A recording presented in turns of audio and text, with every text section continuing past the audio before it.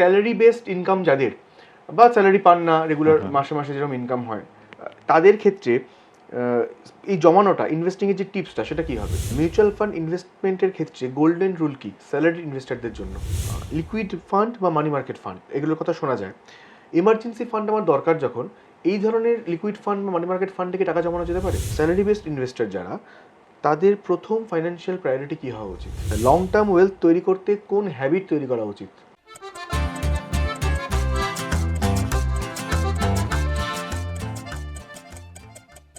কত রোজগারে কত জমাবো? আমাদের প্রতিদিনের সংসারের খরচ, ইএমআই এবং বাদবাকি খরচ মেটানোর পরে আমরা ইনভেস্ট করি, রিটায়ারমেন্ট প্ল্যান করি।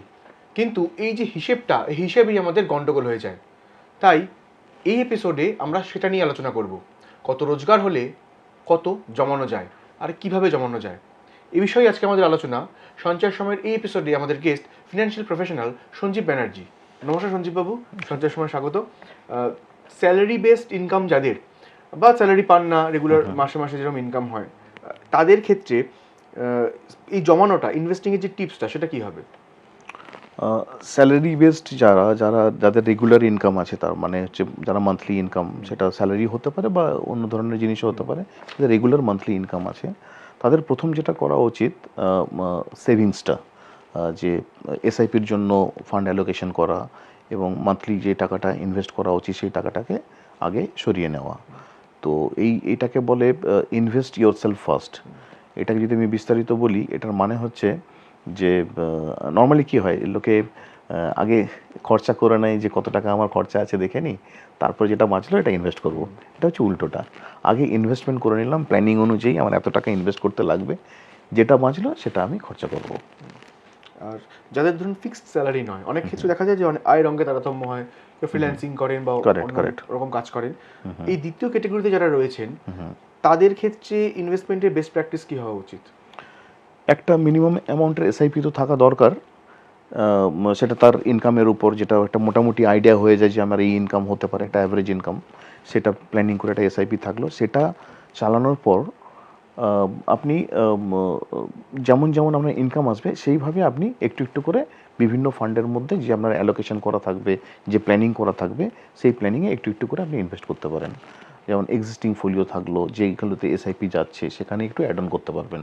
কোনো মাসে বেশি হলো বেশি করলেন, কোনো মাসে কম আসলো কম করলেন, বা না আসলে আপনি শুধু এসআইপিটা কন্টিনিউ করলেন। এইভাবে আপনি জার্নিটা চালাতে পারেন। এই দুটো তো আরও অনেক আঙ্গিক রয়েছে, এমার্জেন্সি ফান্ড তৈরি অনেক কিছু রয়েছে, সেগুলো আমরা যাবো। তার আগে একটা বিষয় করি যে ইদানিং তো রিলে প্রচুর জিনিস দেখতে পাওয়া যায়, আমরা অনেক জায়গায় পড়েও থাকি। 50-30-20 রুলের কথা খুব শোনা যায়, এটা কি আদৌ বাস্তব? জিনিসটা কি? 50-30-20 রুলটা হলো যে 50% আপনার ইনকামের, রেগুলার ইনকামের 50% আপনি রেগুলার এক্সপেন্সেস, প্রয়োজনীয় এক্সপেন্সেসগুলো করবেন, 30% আপনার লাইফস্টাইল এক্সপেন্স করবেন, অ্যান্ড 20% আপনি ইনভেস্ট করবেন। আচ্ছা, সেক্ষেত্রে যদি 20% ইনভেস্টমেন্ট যেটা বলছেন, এটা ঠিক কিভাবে বিনিয়োগ করা যায়? আপনার অপশন কী হবে? এটা খুব জরুরি ব্যাপার, এটা খুবই ইম্পর্টেন্ট। আপনার অ্যাসেট অ্যালোকেশন যেটা আপনি ইঙ্গিত করছেন, অ্যাসেট অ্যালোকেশনটা কীভাবে করবেন, আর অ্যাসেট অ্যালোকেশনটা করা খুবই প্রয়োজন। আমি আগেও বহুবার এই কথাগুলো অনেক জায়গায় বলি যে অ্যাসেট অ্যালোকেশনটা খুব ইম্পর্টেন্ট। তো এটা ডিপেন্ড করে আপনার এজ, আপনার রিস্ক অ্যাপাটাইট, আপনার লক্ষ্য কীরকম আছে, কত দিনের জন্য, এই সমস্ত ব্যাপারগুলো ডিপেন্ড করে। তো সেই হিসেবে দেখতে গেলে ধরুন কিছুটা ফ্লেক্সি ক্যাপ ফান্ড, কিছুটা মিড ক্যাপ ফান্ড, কিছুটা গোল্ড সিলভার আছে, মাল্টি অ্যাসেট অ্যালোকেশন ফান্ড, কিছুটা হাইব্রিড ফান্ড, কিছুটা large cap fund if require. তো এই ধরনের ফান্ডে আপনি ডাইভার্সিফাই করে অ্যাসেট অ্যালোকেশন করতে পারেন। কিছুটা শর্ট টার্ম ডেট ফান্ডও রাখা উচিত, লিকুইড ফান্ড রাখা উচিত, আপনার এমার্জেন্সি ফান্ড যেটা আপনি বলতে চাইছিলেন, এমার্জেন্সি ফান্ড ক্রিয়েট করে রাখার জন্য। এই বিয়ার মার্কেট নিয়ে একটা কথা বলি। এই বিয়ার মার্কেটের সময় মিউচুয়াল ফান্ড ইনভেস্টমেন্টের ক্ষেত্রে কী কী স্টেপ নেওয়া উচিত? এখন মার্কেট কারেক্টিং মোডে আছে, বা আছে বলাটাও ঠিক হবে না, যখন তখন মার্কেট উঠেও যেতে পারে। তো এই যে সিচুয়েশনটা আছে, গ্লোবাল আনসার্টেনটি, মার্কেট কারেক্ট হচ্ছে, ফরেন ইনভেস্টাররা টাকা বের করে নিচ্ছে, কোনো দিন আবার মার্কেট কোনো ভালো নিউজে উঠেও যাচ্ছে। এই যে ভোলাটিলিটিটা আছে, এই মার্কেটের সবথেকে বড় যেটা জিনিস সেটা হচ্ছে প্যানিক না করা আর অ্যাভয়েড করা, প্যানিক সেলিংটাকে অ্যাভয়েড করা, বা কোনো কিছু যেটা আপনি একটু আগে বলছিলেন যে রিলস টিলস, সেই যেসব সমস্ত অ্যাডভাইজারিগুলো দিচ্ছে, ইনফ্লুয়েন্সার। হ্যাঁ ফিনফ্লুয়েন্সার, অথরাইজড ফিনফ্লুয়েন্সার যদি না হয় সেই সব জায়গায় নিজেকে মানে নিজে ফেঁসে যাওয়াটা ঠিক না। এগুলো থেকে একটু সতর্ক থাকা খুবই প্রয়োজন, এগুলো অ্যাভয়েড করা উচিত। আর এই মার্কেটে অপরচুনিটি থাকে, যখনই বিয়ার মার্কেট থাকে, কারেকশন মার্কেট থাকে, এই ধরনের সিচুয়েশন আসে, সেগুলো একটা অপরচুনিটি থাকে। এই অপরচুনিটিগুলো এনকেস করতে পারেন বিভিন্ন রকমভাবে। আমি এবার একটা কথা বলি যে সবসময় যখন আলোচনা হয় মিউচুয়াল ফান্ড নিয়ে, লং টার্মের কথা ভাবা হয়, ভবিষ্যতের কথা ভাবা হয়, লোকে তো শর্ট টার্ম প্ল্যানও থাকে বহু। শর্ট টার্ম প্ল্যানের জন্য কোথায় টাকা জমানো সব থেকে বেশি সুবিধা? কোনো একটা ব্যাংকের এফডি বা আরডি করে, নাকি বিভিন্ন লিকুইড ফান্ড ও মানি মার্কেট ফান্ডে টাকা জমানো? শর্ট টার্মের জন্য যেটা টাকা রাখা উচিত সেটা ডেফিনেটলি ইকুইটি নয়, ইকুইটি রিলেটেড কোনো ইনস্ট্রুমেন্ট নয়। সেটা আপনি ঠিকই বললেন, লিকুইড ফান্ড বা শর্ট টার্ম ডেট ফান্ড বা ব্যাংকের মাধ্যমে রাখা দরকার। আর যেটাকে আমরা এমার্জেন্সি ফান্ড বলি, সেই এমার্জেন্সি ফান্ডটাও এভাবেই রাখা দরকার। এবার একটা ছোটো জিনিস বলি যে ধরুন এই যে অ্যাসেট অ্যালোকেশন নিয়ে তো কথা হচ্ছে, কোনো একজন সাধারণ ইনভেস্টর, আম জনতা যাকে বলি, তারা যদি ইনভেস্ট করেন সেক্ষেত্রে ধরুন তিনটে মোটামুটি ভাগ থাকে, ইকুইটি, ডেট এবং এমার্জেন্সি ফান্ড। যদি 100 টাকা কেউ রাখেন, তাহলে তার পার্সেন্টেজ ওয়াইজ এই তিনটে জায়গাতে মোটামুটি কি রাখা উচিত ইন জেনারেল? এটা ডিপেন্ড করে ইনভেস্টারের উপর। এমার্জেন্সি ফান্ডটা নর্মালি কী হওয়া উচিত, আপনার যেটা মান্থলি ইনকাম, আপনি যদি লোয়ার ইনকাম ঠিক বলবো না, ধরুন আমি একটা জাস্ট এক্সাম্পল বলছি যে 25,000 টাকা ধরুন কারোর মান্থলি ইনকাম আছে, একদম রিটেল ইনভেস্টারের কথা বলছি, তার উচিত অ্যাটলিস্ট 4 থেকে 6 মাসের যে মান্থলি ইনকামটা সেটা এমার্জেন্সি ফান্ডে রাখা। আচ্ছা। তারপর থেকে ধরুন কিছুটা এসআইপি, কিছুটা লিকুইড ফান্ডে, ডেট ফান্ডে, ব্যাংকে, এভাবে নানা রকমভাবে অ্যালোকেশন করে রাখা দরকার। আমি যদি এবার একটা ছোট্ট উদাহরণে ঢুকবো, কারণ আমাদের কাছে প্রশ্ন থাকে বহু যে মাসে আমার এত টাকা যখন রোজগার, আমার একটা মোটামুটি পোর্টফোলিও বানিয়ে দিন যে আমি কত টাকা কিছু অ্যাভারেজ করতে পারবো। এবং অবশ্যই আপনি বারবার বলছিলেন যে বয়সের ওপর এবং প্রত্যেকের রিস্ক অ্যাভারেজের উপর সবকিছু ডিপেন্ড করে। কারেক্ট। তাও যদি আমি ছোট্ট একটা উদাহরণ জানতে চাই আপনার কাছে, ধরুন ধরা যাক কোনো একজনের মাসে 25,000 টাকা রোজগার রয়েছে, ঠিক আছে। তার ক্ষেত্রে ইনভেস্টমেন্টের বেসিক ধারণা যদি দেওয়া যায়, ইমার্জেন্সি ফান্ড 25,000 টাকাটা যেটা এক্ষুনি আমি বললাম, তার ক্ষেত্রে যেটা সব থেকে প্রথম দরকার, 4 থেকে 6 মাসের একটা এমার্জেন্সি ফান্ড ক্রিয়েট করা through liquid fund, short term debt fund বা ব্যাংকে রেখে, ব্যাংকের শর্ট টার্ম এফডিগুলোতে রেখে এভাবে একটা এমার্জেন্সি ফান্ড ক্রিয়েট করা উচিত। আর এসআইপি যদি করে, এসআইপি 2 থেকে 5,000 টাকা মিনিমাম তার এসআইপি রাখা উচিত। হ্যাঁ, আর এই এসআইপিগুলো সাধারণত হওয়া উচিত লার্জ ক্যাপ বা আপনার হাইব্রিড ফান্ড, যেগুলো ব্যালেন্স অ্যাডভান্টেজ ফান্ড, এই ধরনের ফান্ডে রাখা উচিত। রিস্ক কম, হ্যাঁ, যেহেতু ইনকামটাও কম আছে। আর একটা মিনিমাম গোল্ডের অ্যালোকেশন থাকা দরকার, 5 থেকে 10% হলেও ওইটুকু গোল্ডের ফান্ড, এটা সবার জন্যই 5 থেকে 10% গোল্ডের একটা অ্যালোকেশন রাখা দরকার। যখন সেই ব্যক্তির মাসে 50,000 টাকা রোজগার হবে, 50,000 ইন আ মান্থ, তার ক্ষেত্রে এটা কিভাবে ক্যালকুলেট হবে? ওই এমার্জেন্সি ফান্ডটা অ্যাটলিস্ট সমস্ত থাকা দরকার। আর এসআইপিটার অঙ্কটা একটু বাড়বে, 8 থেকে 10,000, যদি একটু বেশি অ্যাগ্রেসিভ হন 15,000 টাকা। আর 5 থেকে 10% আপনার গোল্ডে রাখা দরকার।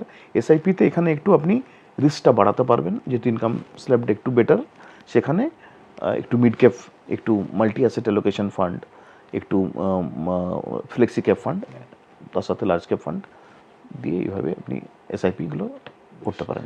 এবার ধরুন একটা ফ্যামিলি বলছে, অথবা যে কোনো একজন ব্যক্তির 1 লক্ষ টাকা মাসে রোজগার রয়েছে, তার ক্ষেত্রে এমার্জেন্সি ফান্ডও কি 6 মাসই রাখতে হবে? সেক্ষেত্রে একটু এমার্জেন্সি ফান্ডটা বেশি রাখা দরকার। কারণ কি, তার ইনকামটা আপনি বললেন কত, 1 লক্ষ টাকা। 1 লক্ষ টাকা যখন যার মান্থলি ইনকাম, সেখানে কোনো রকম অসুবিধা আসলে তার সমস্যাটাও সেরকমই হয়। সেক্ষেত্রে আমি বলবো 8 থেকে 12 মাসের এমার্জেন্সি ফান্ড, আমরা income equivalent emergency fund create করা দরকার। যত মাসে খরচা, হ্যাঁ, অতটা দরকার। এসআইপিটা একটু বেশি করে দেখুন, 1 লাখ টাকা যার ইনকাম হবে, সে নিশ্চয়ই একটু বয়স একদম ইয়াং এজ নাও হতে পারে, এরকম কোনো ব্যাপার না। আজকের ডেটে 20 বছর 21 বছরে এমবিএ করে লোকে কোটি টাকা স্যালারি পাচ্ছে, তো সেটা বয়সটা ইনকামের উপর পুরোপুরি ডিপেন্ড করে না। তবে জেনারেল যেহেতু কথা হচ্ছে রিটেল ইনভেস্টর নিয়ে, তো তার আরও অনেক রকম রিকোয়ারমেন্ট থাকবে। তো সেখানে চেষ্টা করা উচিত অ্যাটলিস্ট 15 থেকে 20,000 টাকার এসআইপি রান করা প্রত্যেক মাসে। আর যেখানে large cap, mid cap, flexi cap, multi asset allocation fund, balance advantage fund এগুলো থাকবে। এমার্জেন্সির জন্য liquid short term debt fund এগুলো থাকবে। ব্যাংকের ইনভেস্টমেন্ট থাকবে, ব্যাংকে রেকারিং বা ব্যাংকের অ্যাকাউন্টে থাকবে, কিছু সেভিংস অ্যাকাউন্টে থাকবে, যেগুলো লিকুইড ফান্ডেও রাখা যেতে পারে এই ফান্ডগুলো। আর গোল্ডে অফকোর্স 5 থেকে 10% অ্যালোকেশন রাখা দরকার। আর এক্ষেত্রে একটা ছোটো জিনিস জিজ্ঞেস করবো, ধরুন রোজগার বাড়লে তার তো সামগ্রিক খরচাটাও বাড়তে থাকে, ইএমআইয়ের চাপও বাড়তে থাকে। সেক্ষেত্রে একটা ছোটো জিনিস জিজ্ঞেস করবো যে এই সময় দাঁড়িয়ে বহু জায়গাতে রুল বুক বলে আপনি চোখ বন্ধ করে জমিয়ে যান, 5 বছর 10 বছর জমান, কিন্তু হঠাৎ করে আমার কোনো একটা গেজেট কেনার ইচ্ছা হলো, কোনো ফোন হতে পারে, নতুন গাড়ি বা বাইক হতে পারে, তাহলে সেই ইম্পালসিভ বাইং একটা কথা আছে বাজারে, আমার কার্ড আছে সোয়াইপ করলাম কিনে নিলাম, কিন্তু এইটা তো জীবনের একটা অঙ্গ। সেক্ষেত্রে আপনি কোনো ফেস করেছেন? মানে আপনারা তো নিশ্চয়ই বহু লোকজন আসে যারা হঠাৎ করে কোনো এসআইপি বন্ধ করলো বা ভাঙিয়ে নিল কিছুটা কেনার জন্য, আপনার সাজেশন কি থাকে? আমি আপনার প্রশ্নের দ্বিতীয় পার্টটাতে আসছি। যারা এই ধরনের লোকজন যখন আমার কাছে আসেন, যাদের ইনভেস্টমেন্ট চলছে, এসআইপি চলছে, আমি চেষ্টা করি তাদের বোঝানো। কারণ আমি চেষ্টা করি সর্বদাই যখনই আপনি ইনভেস্টমেন্ট করছেন তার সাথে গোল অ্যাটাচ করে দেওয়া। গোল হচ্ছে স্বপ্ন। হ্যাঁ, তো স্বপ্ন আপনি দেখেছেন 10 বছর পরে আপনি এই কাজটা, এটা ইউরোপে বেড়াতে যেতে পারেন ফ্যামিলি নিয়ে। তো আমি তখন বলি আপনি এসআইপি ভেঙে দিলে তো আপনার এই স্বপ্ন ভঙ্গ হয়ে যেতে পারে। তো তখন কিছুটা ওইভাবে আটকাতে পারি। কারণ এটা ডেফিনেটলি যেটা আপনি বলছেন, মানুষ শখের জন্য তো করে, তার জন্য ইনভেস্টমেন্ট ভাঙাতে হয়।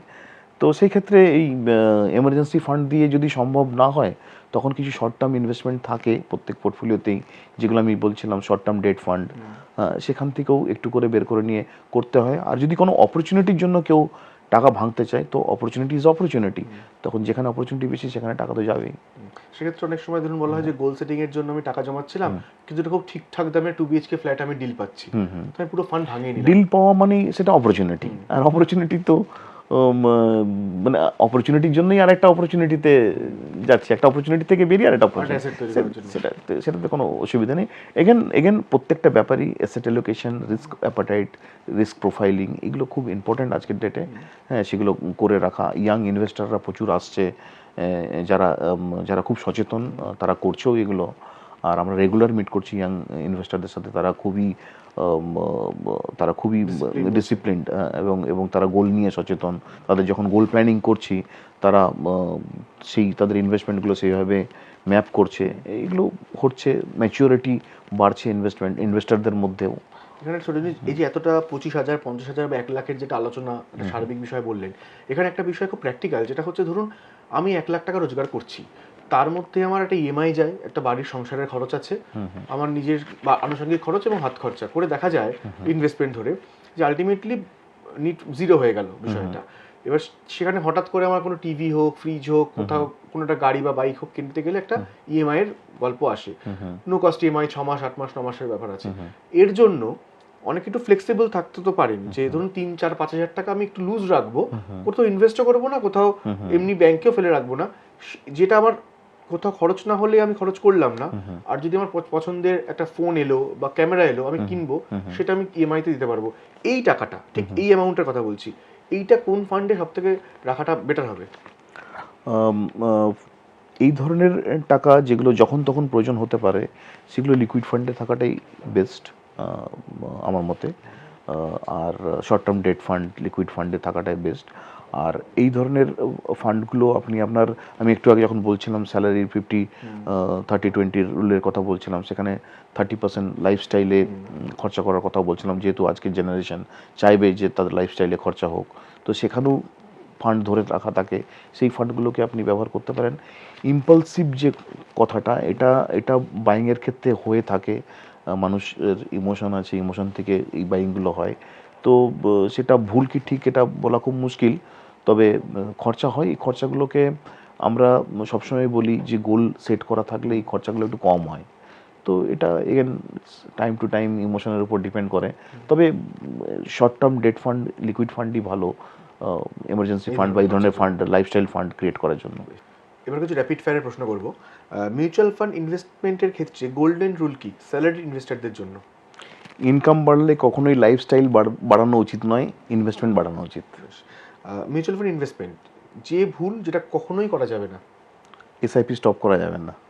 আচ্ছা, লং টার্ম ওয়েলথ তৈরি করতে কোন হ্যাবিট তৈরি করা উচিত গোড়া থেকে?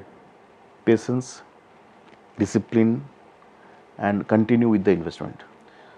লিকুইড ফান্ড বা মানি মার্কেট ফান্ড এগুলোর কথা শোনা যায়। এমার্জেন্সি ফান্ড আমার দরকার যখন, এই ধরনের লিকুইড ফান্ড বা মানি মার্কেট ফান্ড থেকে টাকা জমানো যেতে পারে? এটা আগেই বললাম, liquid fund, short term debt fund এর জমানো মাধ্যমে। যেতে পারে। অফকোর্স। আচ্ছা, বোনাস পাওয়া যায় অনেক সময়, বোনাস পেলে সেটার ইনভেস্টমেন্ট কিভাবে হবে, কোন পদ্ধতিতে?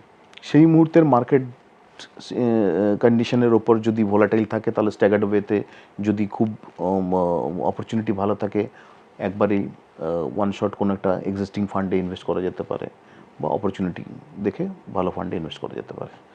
আচ্ছা, স্যালারি বেসড ইনভেস্টর যারা, তাদের প্রথম ফাইন্যান্সিয়াল প্রায়োরিটি কী হওয়া উচিত? এমার্জেন্সি ফান্ড ক্রিয়েট করা সবার আগে? অ্যাবসলিউটলি। তার মানে আমার 6 মাস থেকে 8 মাস ওয়েট করে যেতে হবে, যতক্ষণ না ক্রিয়েট হচ্ছে ততক্ষণ আমি এসআইপি শুরু করবো না? হ্যাঁ, বা প্রথমেই ডে ওয়ান থেকে তো তার যদি আমি যেটা বললে তুমি, ডে ওয়ান থেকে তো আর কারো এমার্জেন্সি ফান্ড ক্রিয়েট করার সেভাবে একবারে দরকার হচ্ছে না। একসাথে সবগুলো নিয়েই চলতে পারে। একটা এমার্জেন্সি ফান্ডের একটু করে টাকা জমা করতে শুরু করলো, একটু করে তোমার এসআইপি শুরু করলো, একটু করে ডেট ফান্ডেরও নানা রকমভাবে মিলিয়ে শুরু করতে পারলো। তবে প্রায়োরিটি হবে যে অ্যাটলিস্ট 6 মাসের একটা, 6 থেকে 12 মাসের একটা এমার্জেন্সি ফান্ড ক্রিয়েট করে রেখে দেওয়া। এটা হচ্ছে স্যালারিদের জন্য। আর একটা লাস্ট কোয়েশ্চেন, Sure. অনেক সময় মিউচুয়াল ফান্ড ইনভেস্টমেন্টের কারণ মানে কথা বলতে গিয়ে বা এমার্জেন্সি ফান্ড করতে গিয়ে আমরা ইন্স্যুরেন্সটাকে করি না, মানে টার্ম ইন্স্যুরেন্স বা হেলথ ইন্স্যুরেন্স যেগুলো, এগুলো কতটা জরুরি? হেলথ ইন্স্যুরেন্স খুবই জরুরি। Health cost is very very high আজকের ডেটে, আমরা সবাই জানি। তো হেলথ ইন্স্যুরেন্সটা রাখা খুব দরকার। টার্ম ইন্স্যুরেন্সটাও একইভাবে দরকার। যেমন যেমন আপনার ডিপেন্ডেন্সি আপনার উপর বাড়তে থাকবে, সেইভাবে আপনার টার্ম ইন্স্যুরেন্সটা তাড়াতাড়ি করে নেওয়া খুব ভালো। আর বয়স কম থাকলে টার্ম ইন্স্যুরেন্সটা করে নিলে আপনার প্রিমিয়ামটাও অনেক কম হয়। মানে গোল সেটিংয়ের ক্ষেত্রে এই দুটো মাথায় রাখা উচিত। একদম একদম, খুব জরুরি।